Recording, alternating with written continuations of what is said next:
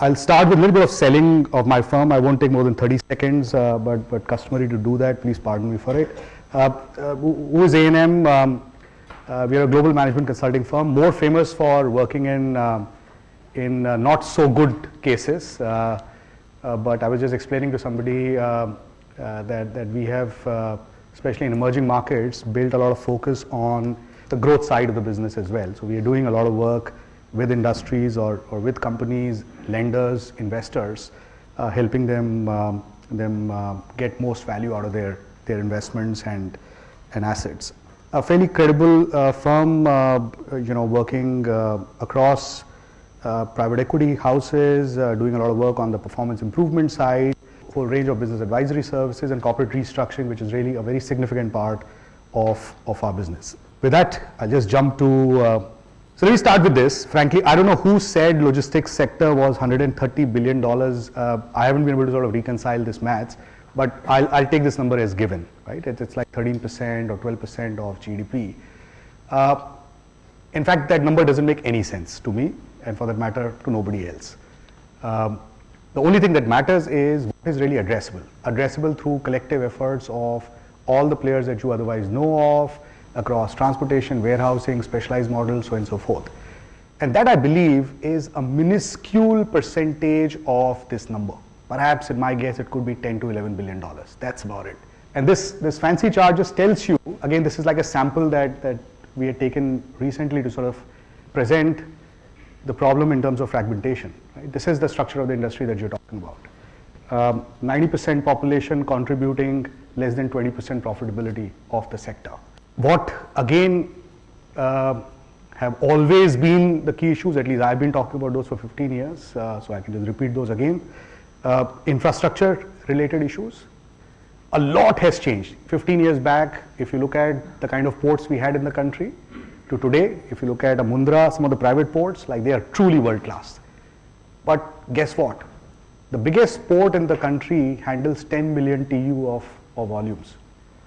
One port in China today, right, handles 30 million TEUs, which is 3 times the size of the total market of containers in India.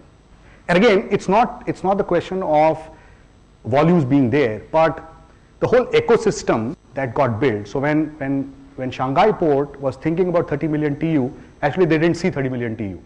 And nobody that time believed that there would be a market for 30 million TEU. Somebody said, look, are you out of your mind? PSA in Singapore handles 30 million TEU, being the largest transshipment hub of the world. China is not a transshipment hub. So you build infrastructure little ahead of time. If you wait for volumes to be there, you will have a situation like India, where ships will be lying and you have no time, or you just can't clear those ships. So infrastructure always has to be built 5 to 10 years ahead of when the volumes really have to materialize. Limited modern facilities, when it comes to warehousing. Today, if you go around looking for, let's say, a single location facility to maybe say 1 million square feet, you won't find, perhaps you will find 1 or 2, that's about it. You go in a small province in China, okay, talk 1 million square feet, you will say, look, not many are around. Why? Because we have typically on the lower end 10 million square feet. Right? So where will you find 1 million square feet? Typical average size of warehouse in India continues to be little less than 20,000 square feet. See, sometimes these things, when you speak at international forums and all, which I have done, you have to admit it with some level of embarrassment as well. But the point is, why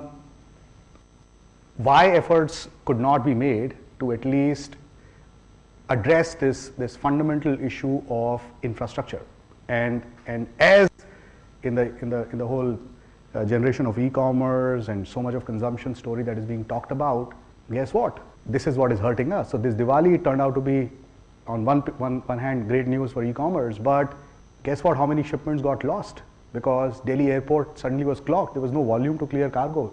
They were just sort of throwing cargo away. A lot of people actually burned their fingers during Diwali.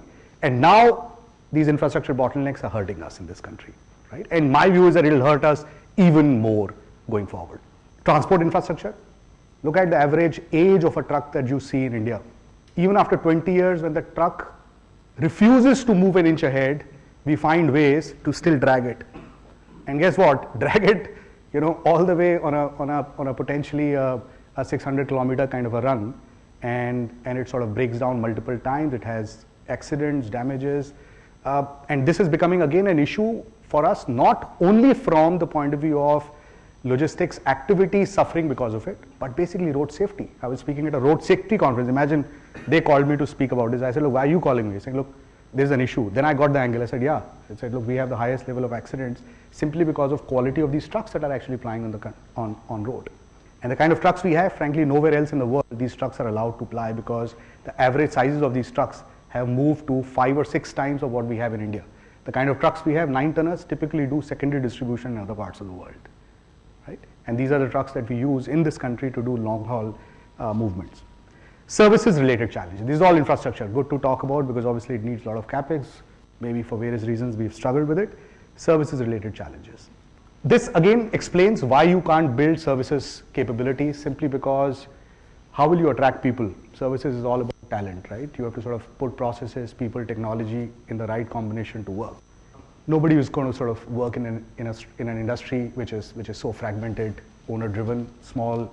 Typically, again, some of you who sort of have seen the country 20-25 years back, I used to work with an FMCG company when I started my career. Managing your own supply chain was a big high, right? We used to boast of being the leading FMCG company in the country. We controlled our supply chain. It was a big thing to talk about. We had a distribution network of our own, of something like 60 distribution centers, reaching out to thousands of retailers, right?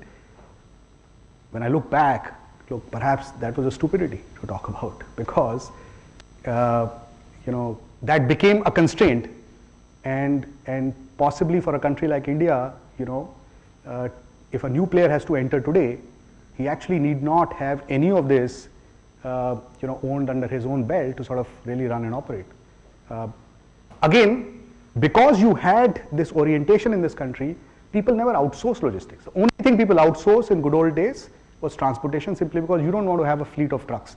But even then, there were a lot of companies, including FMCG companies, I must say that, who had their own trucks because they wanted to have the picture of Bisleri or all of that written on it, right? And there were not many people who will sort of, the whole concept of wet lease wasn't there. So level of outsourcing in India is as low as 40 to 45%, right? Even now.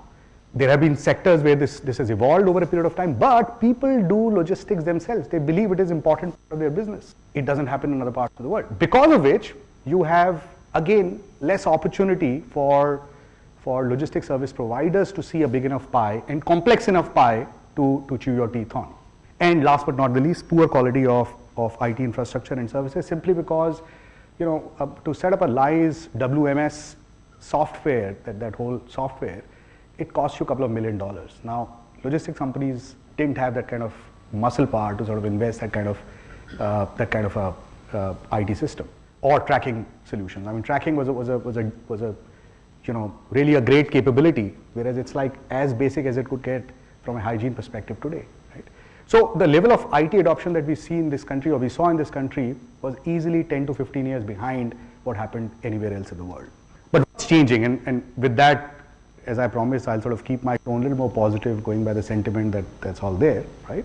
I'll talk about what's changing. Economy, I don't know whether it's going to be 6%, 7%, maybe there are enough more informed people about it here. But what I always say that logistics benefits from it little ahead of others, because, and you are seeing it, if you really look at, whatever happens, whether e-commerce companies make money or not, FMCG companies struggle, pharma companies struggle, as long as there's trade, the volumes, look, my friends in this industry make money, right? As long as you're sort of sensible about managing your costs and delivery levels. So if economy grows at 7%, great news, because we'll grow faster. We typically grow on an average something like 2 times the GDP kind of a growth, right? With bottlenecks, it sort of knocks off another 2%, but still it's like 11%, not bad, right? That's a good news. And the moment you see the sign of GDP growing faster, start investing in these stocks, because you will see the logistics stocks will start jumping a little ahead of time, which is what is happening. Increasing propensity to outsource. This is something that we've seen, and I'll show a chart where across sectors I'll show you how some of the industries have upped the game on outsourcing, because they clearly believe what they could achieve by focusing on their core operation They will not be able to sort of benefit if they do a lot of these activities themselves. So what really happens is, in certain sectors we've seen growth which is perhaps 25, 30, 40%. How is it possible? Because A, those sectors have grown, but you've also grown on the back of penetration. So you've taken businesses away from those industries and run those businesses as third-party businesses. So companies like Mahindra Logistics, companies like TVS Logistics have actually come out because these businesses were once upon a time internal departments of these large houses. And this trend is likely to stay, in my view, and which is really a great news, because this is like an additional flip that you have to the sector growth. Private investments, I think, well, can't complain, but this sector clearly has seen some great level of investing since 2006-07 time. I think a lot of businesses received some great amount of funding from a whole bunch of sponsors. Now, how much of it has really been productive and how much of it has really yielded great results is something which one can still debate about. Entry of global logistics players, again, is a very important mark, because I always believe that for an industry to evolve, you also need competent players to play in the market. Because if, let's say, a DHL sees value in India, then I'll say, hey, there must be something in it, because these guys are sensible guys, very sophisticated, large, heavy players to be coming into India. Or a Nippon Express, when it starts noticing India, you also have to wake up and say, look, there's something happening. What these guys did when they came in, two things happened. One, it gave opportunities to Indian players to sort of partner with them. Many of these guys did joint ventures to start servicing their customers. Second, it raised the bar. So automotive 3PL is a space, I can give you this as an example, how it was, before, let's say, Toyota, or, I mean, I'm not talking about Suzuki time, but I'm talking about some of the next breed of Japanese OEs who came into India. That is the time it sort of really changed, because they brought in their preferred 3PL providers from Japan to actually do that operation in India, right? And that sort of raised the bar in terms of the kind of Kanban systems they implemented, the IT deployment that they had, the process they followed. In many of these cases, it was the same as what you saw in Japan, right? And that raised the bar. It actually exposed customers in India, some of the Tata Motors or a Bajaj of the world, to also realize, look, they could gain so much productivity if they just improve supply chain standards. And guess what? You have to pay a little more for that. That happened thanks to some of the global players. They raised the bar. Rates improved, expectations improved, SLAs went up, which is always a great news. Regulation, I've actually started keeping it as the last point, because people say, look, what is your view and this and that. Now, trust me, these bullet points have been there in my presentation for the last 8 years. And these bullet points haven't changed, right? But we still talk about it, so I'm talking about it, right? GST, don't ask me what's going to happen. I've been on GST committee myself for a bit. I don't know what's going to happen, because I've been saying it for the last 6 years just like that. Would it have a positive impact? Indeed, it will have a positive impact. Somebody told me, a friend of mine from the sector, that look, Manish, GST should be seen as a Y2K for logistics, right? So we are all very hopeful, provided it sort of comes on board. There are a lot of studies, arithmetic that has been worked out to see how big this could be. I do believe it's big, but again, uncertainty, right? What happened to the whole PPP initiative on infrastructure side? Right? We couldn't even achieve 30% of our planned investment targets in this country. It happened with the 10th 5-year plan, 11th 5-year plan, 12th 5-year plan. We have doubled that overall target, but with our track record, people have stopped believing in those PPP formats. Look at what happened on the rail. I think in this country, if at least in my lifetime, or whatever limited I have seen, one opportunity that we completely screwed up was rail. And I'll talk about this at length in my presentation as well. We thought about it in time. We woke up before it became completely, or it had gone completely out of control. We privatized the sector selectively, but without thinking about everything, we came up with one way of thinking about how to privatize it. There were issues, people invested, but it sort of backfired. And now people are like so scared of getting into this space. But if you ask me if there's one big theme that is there to be unleashed in this country, it is actually an intermodal theme, right? Road has to lose share to other modes in this country, right? It is suboptimal, it is bad, it is unhealthy, what can I say, right? And that's a big opportunity, but it's sort of constrained. It's sort of, Last but not the least, changing consumer preferences and business models. I mean, I think two sectors which have really sort of led to some of that in the recent past I've seen. One is food, packaged food, or sort of with a lot of these brands coming in. The kind of expectations they have imposed on the service providers has really led to, people really rethinking how they should service this industry. Cold chain models, agri-logistics model have completely got sort of, rethought through in this context in the last few years. And second is e-commerce, right? And that has also been a phenomenal opportunity for logistics companies. We sort of learned it the hard way, did a lot of mistakes, and coming back, and again sort of just refining it. So again, what's happening is that in many of these cases, it is the consumers who are not willing to pay you a little more. They have complex requirements, so their problems are actually very, very complex. As a result, they can justify paying you a little more. And there are new breed of logistics companies who are happy to take those challenges if an opportunity presents. And that's what this last point is. So with great difficulty, I sort of identified 5 key themes that I personally would be excited about talking and sort of discussing. All in this country, interestingly, not on the back of outbound logistics, but all on the back of inbound logistics, both in complexity terms and also in value terms, as bizarre as it may sound, right? And the other sectors never happened. I mean, when you are manufacturing FMCG products, complexity lies in outbound. In automotive, it was all inbound. Get your input to my plants, right? And whichever way you do it, they're like complex models, milk runs, consolidate, bring it, hub and spoke, do whatever. Complexity is all on inbound. See, this is a study. Again, it's not really like this is a study that we had done some time back, took sample of companies across some of these sectors. And what it is telling you is that there's a good news out here. There's a good news out here. Because a lot of these guys, and these are like the top companies from these sectors, are outsourcing more than 50%, which is the average number, let's say, for the overall country. This is not a good news because they are still outsourcing to individual transporters or individual storage providers.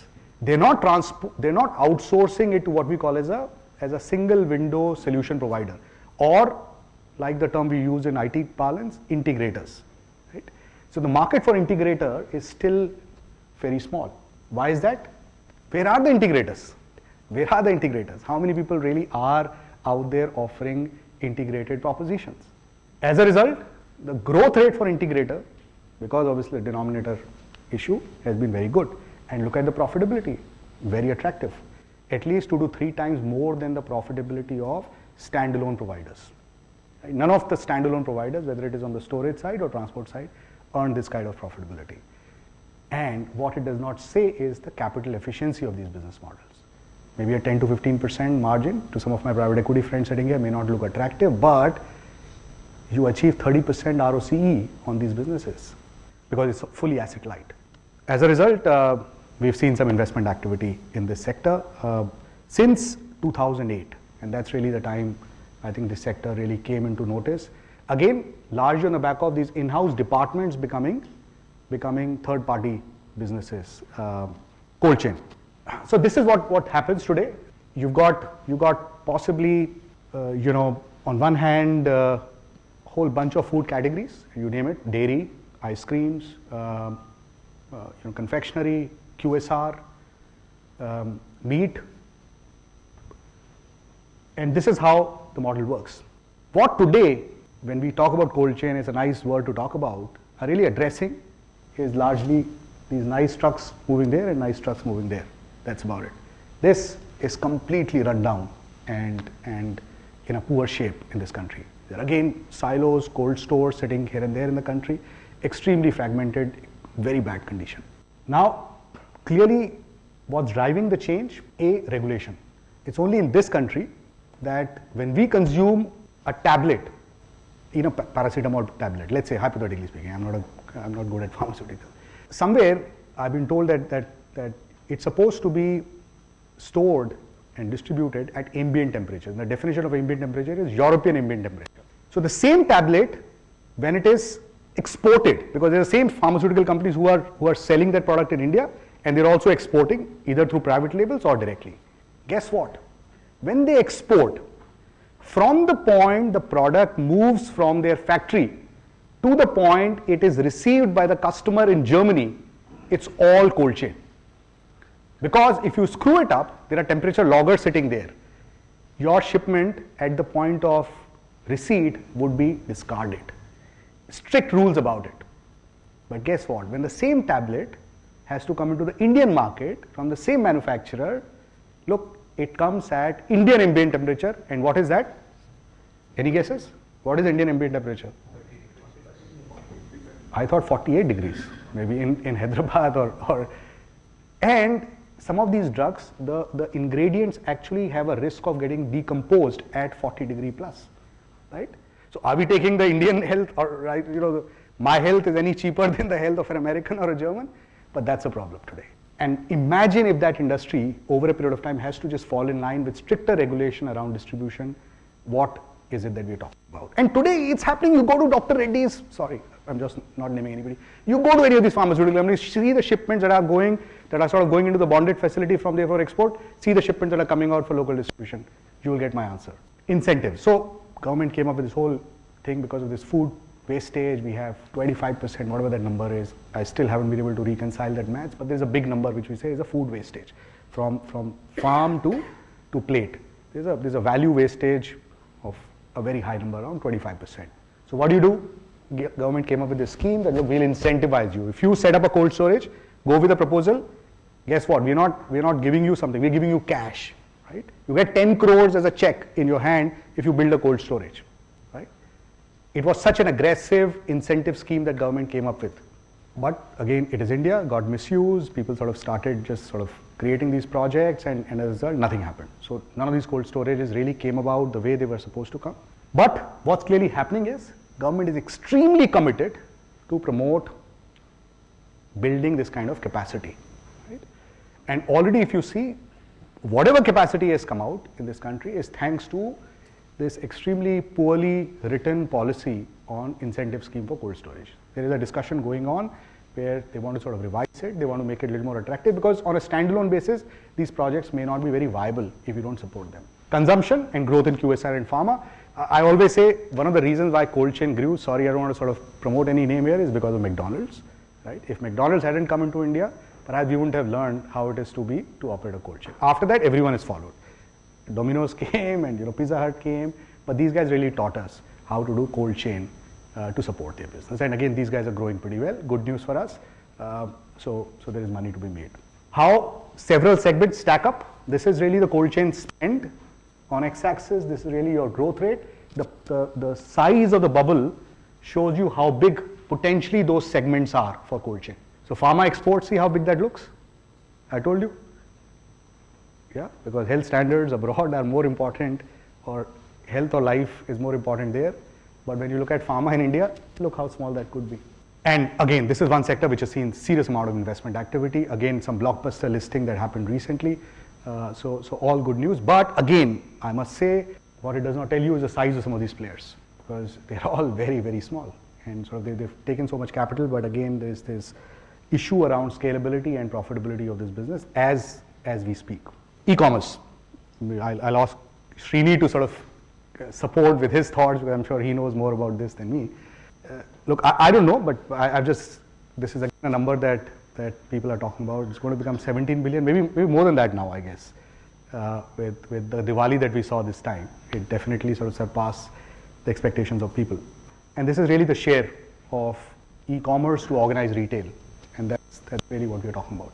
But what's really happening on the ground is internet, smartphone, branded products, demographic, again a lot of younger population really switching to this, and a lot of repeat customers, and order sizes are increasing, right? From a 1,000 rupee kind of an order size which we had in this country, then marker is already shifted to something like 1,500. What are we really talking about? And this is something, I mean, again, just sort of see it in the context of just one example, which is, let's say it is only, I'm not saying it's a marketplace, very complex. Today, what some of the, again, I'm going back to this whole thinking about outsourcing, which we started talking about, right?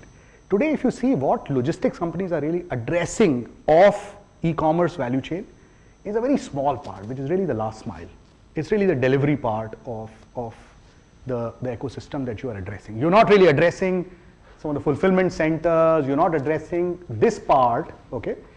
Now with marketplace, you're also picking it from the vendors or the merchants, taking it to your fulfillment center or processing center, taking it to your hub, branch, and then sort of distributing it.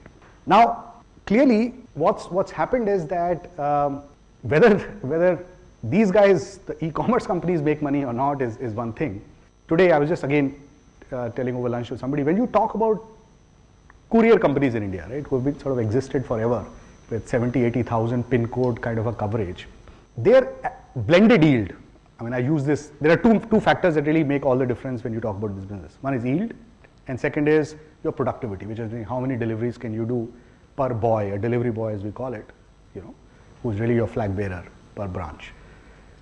Now, traditional courier companies, after so many years in India, does not achieve more than 20 rupees, at max 25 rupees a kg as yield.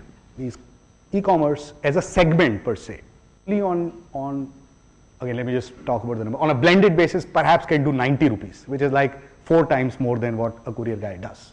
There is a bit of a COD commission in it, but even if you knock off COD commission, it's still like 40 rupees, 40 to 45 rupees you can potentially make. Now, obviously from an yield perspective, as we said, you know, because it's a slightly more complex problem you're trying to solve for clients, clients are happy to pay you this much more. They're a lot more flexible, giving you volumetric weight-based payments.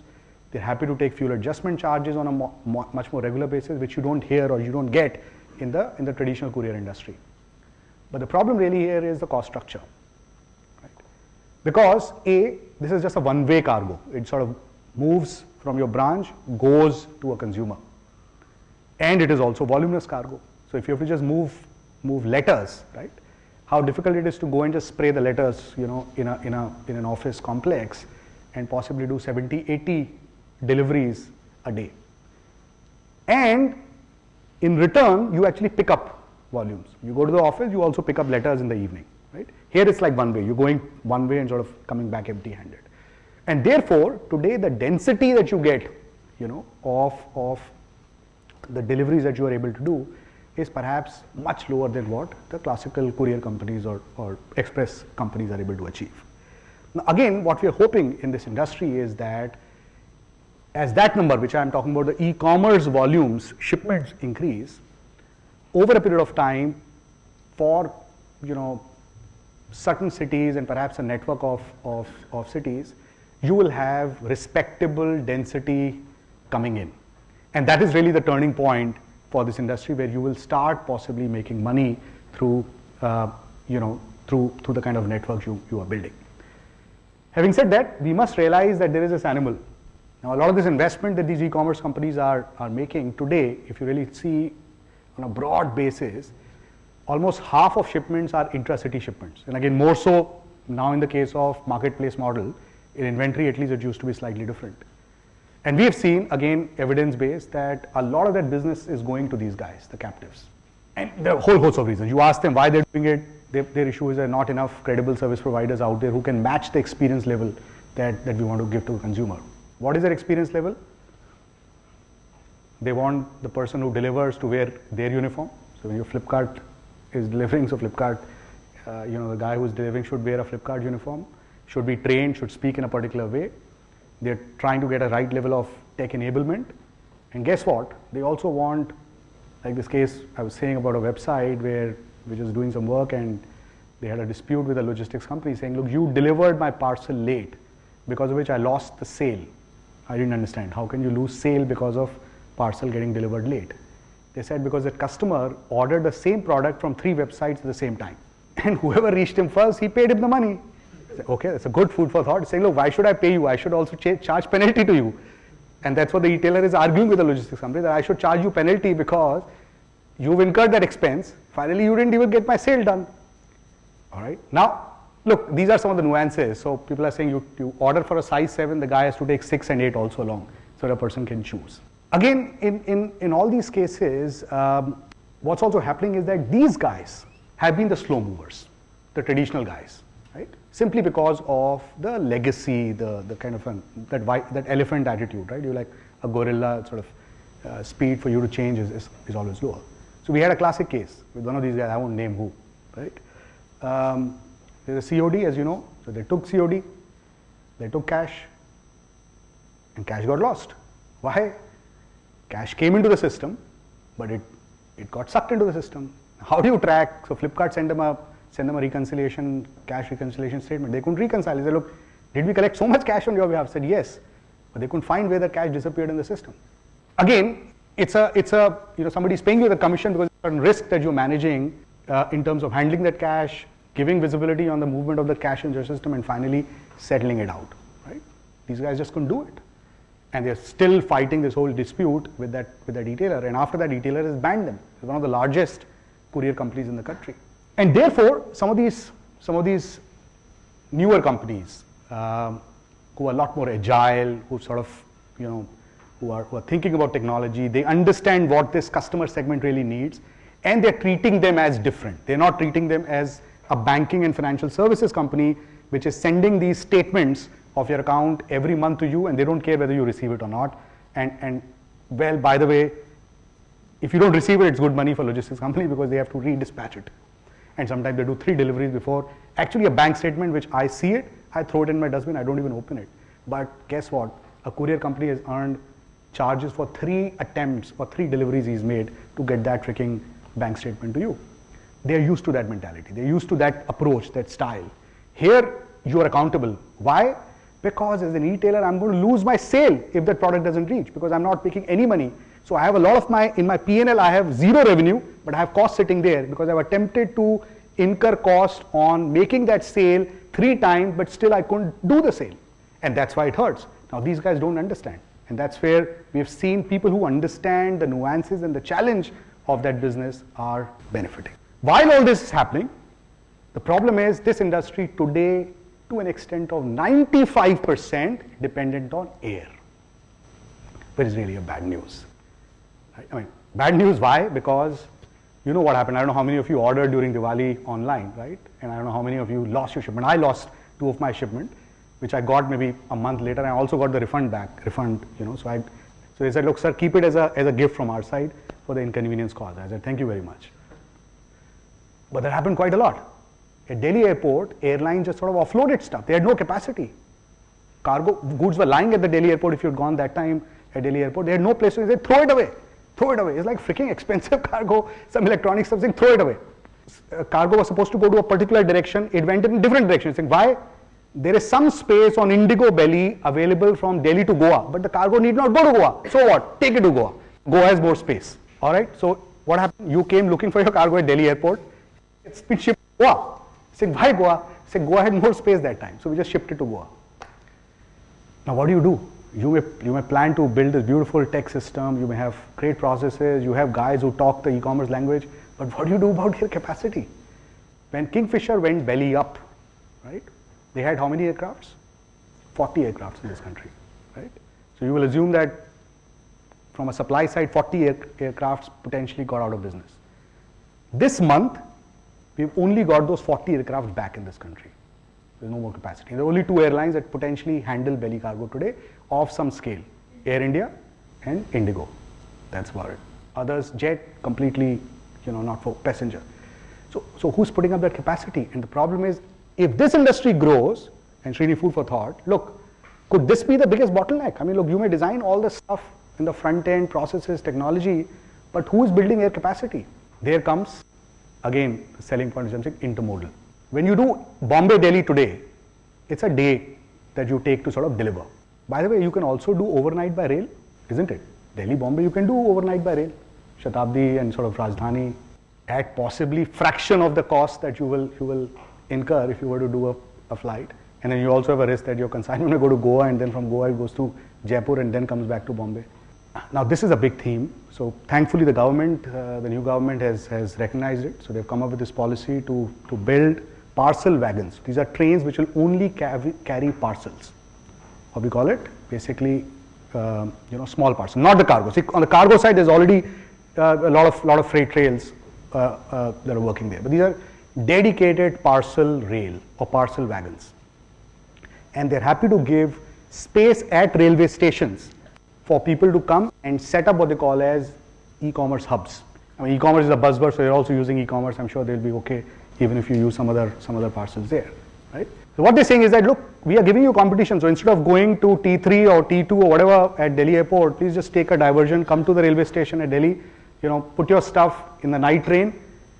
Next afternoon, you'll be in Bombay in any case, right? And for all you know, you may take the same time to get to Bombay by air as well, right? And these are some of the innovations that I believe, are going to see here. And this obviously is seeing good level of investment.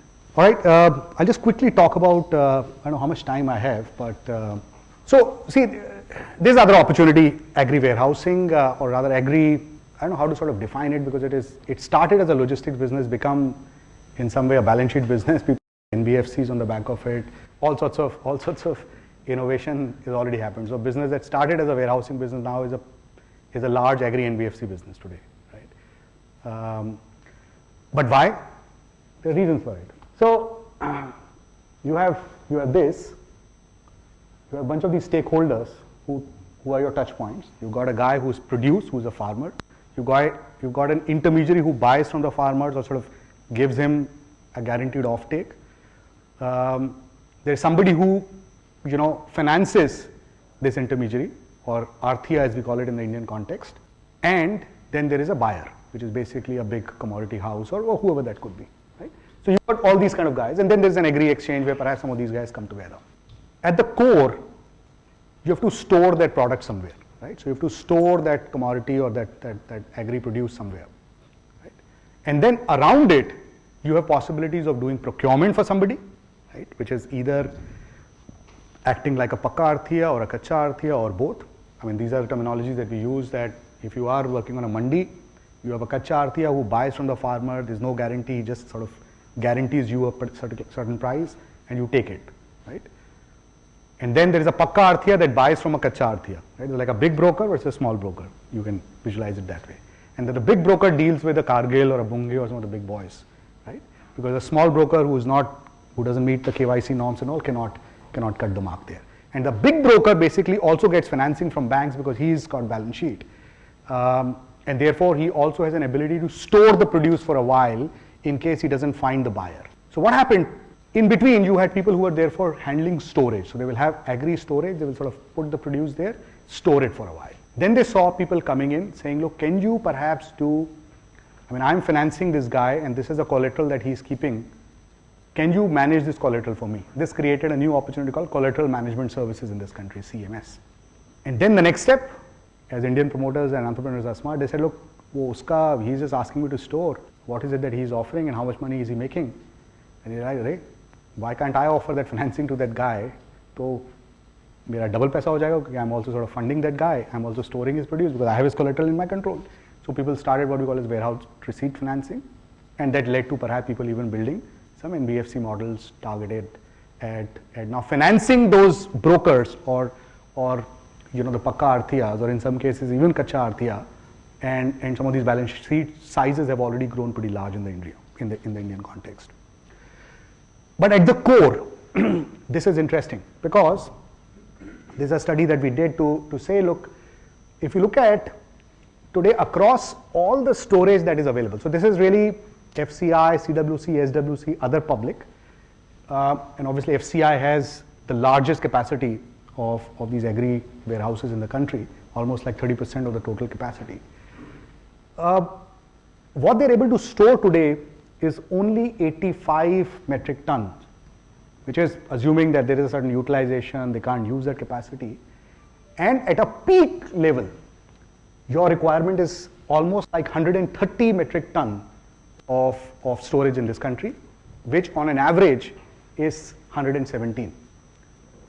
And this is really like totaling up all the capacity that is available out there in the market.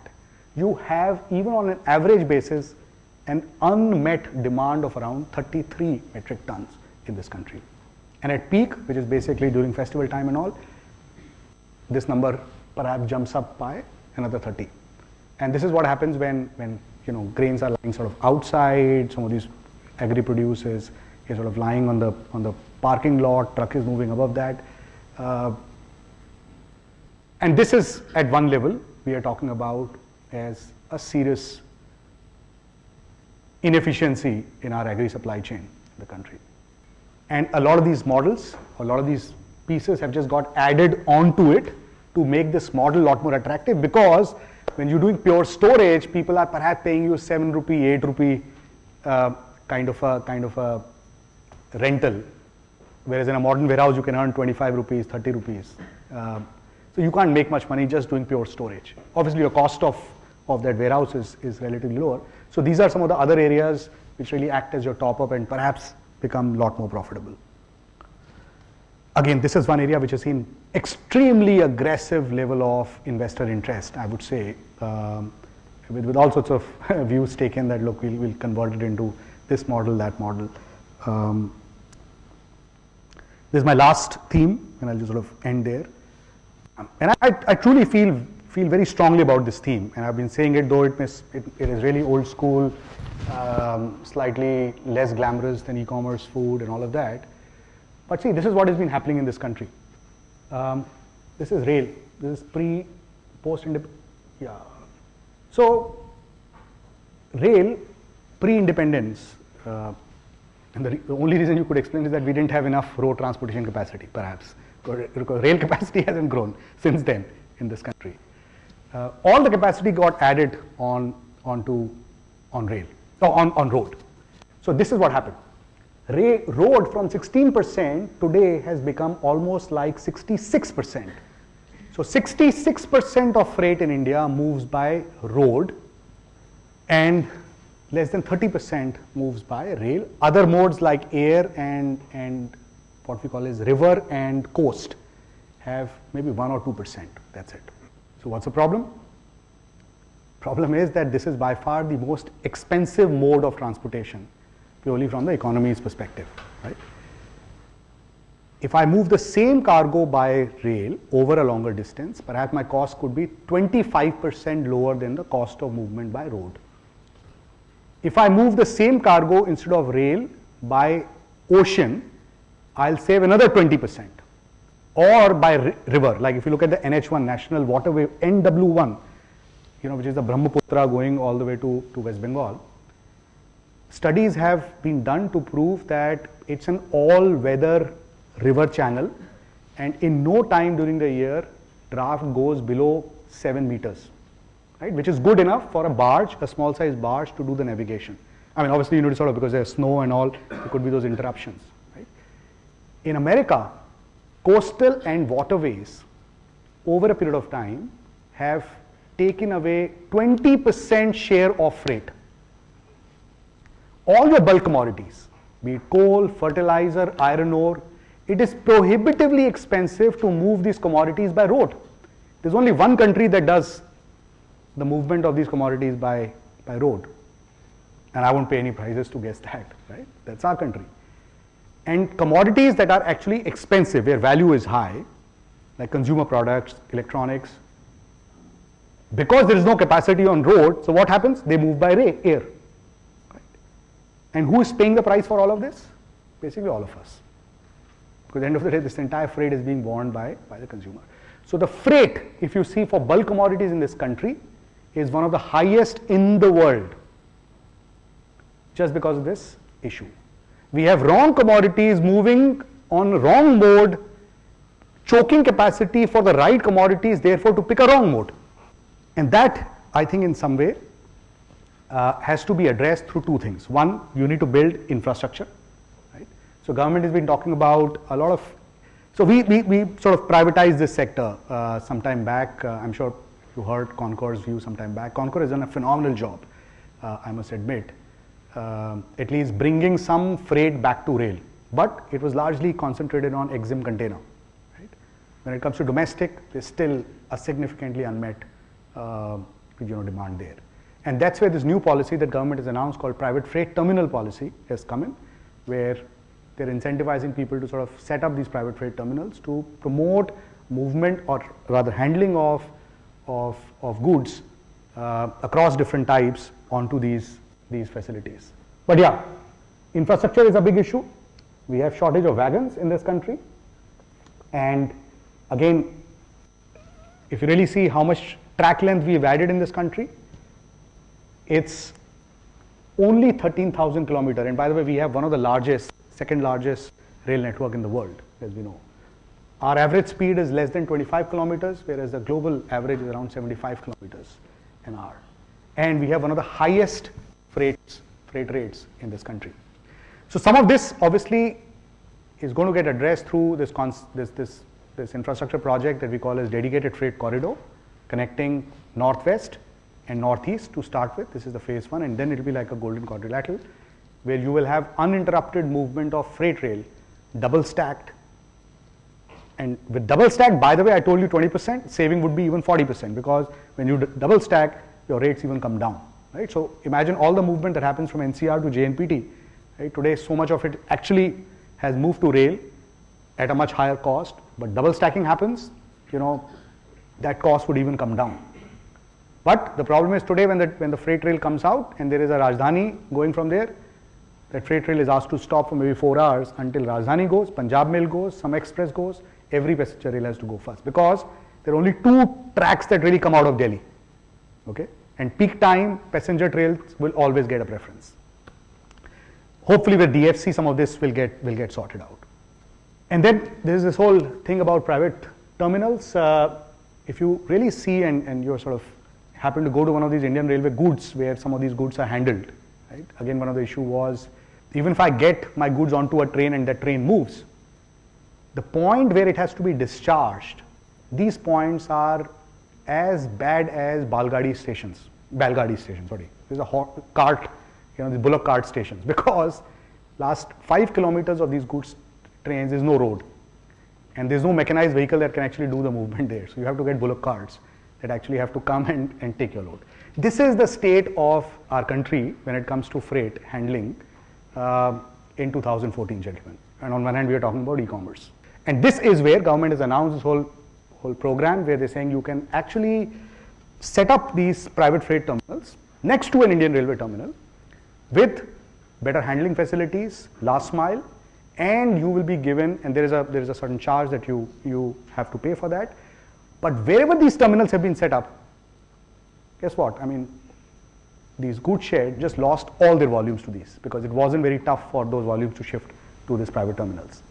And that's what I think is already happening. And we are seeing some in the last couple of months, ever since new government has come in, almost 43 approvals have come out. And these are some of the locations where people have, and this is actually seeing phenomenal level of interest from people right now. And we are seeing some level of investment activity as well. Though there are not many people who are sort of focused on this. Hopefully next time when we discuss and meet, maybe this list should be longer, because this is really in the right interest of freight movement in the country. All right, so with that, I just end my talk with these 5 key issues I believe are sort of important make or break factors. While as you know, in all the themes that I spoke about, there was a lot of green lighting and great headroom from an opportunity perspective. One is, I do believe this Y2K of logistics called GST needs to happen, right? Second, this whole private participation in developing logistics assets, not necessarily warehouses, but also transport assets, is important. We need to see quality of assets significantly improving. Government support in enabling infrastructure under its various initiatives. We're talking about $1 trillion, right? I mean, that's a target for the 5-year plan that we are in. We will never meet that number, I know, but even if we meet 30% of the number, that's a good news. So can we meet at least a 30% number? And can we get private participants to bless those projects? And very important in this industry is, so you have people who come out as experts in automotive sector, pharmaceutical. There are colleges that sort of give you that kind of training, but there's no school that trains people in logistics. Right? The pace at which the sector is growing, the problem is the people that this sector is getting access to, sorry to say it, perhaps are really the left outs. People who don't do anything else perhaps are sort of trying to get in. And this is a serious issue that this industry is facing. The quality of talent that is available for some of these companies to hire is extremely small, right? And that too from the set for whom this is not the first career choice, unfortunately, right? And this in my view, could become a serious bottleneck going forward. And I think time has come when IT and processes have to take a front seat in this industry as well. So far it's been neglected. We thought there's a business that is best done on telephones. It's changing very fast. We've already seen it. Thank you very much.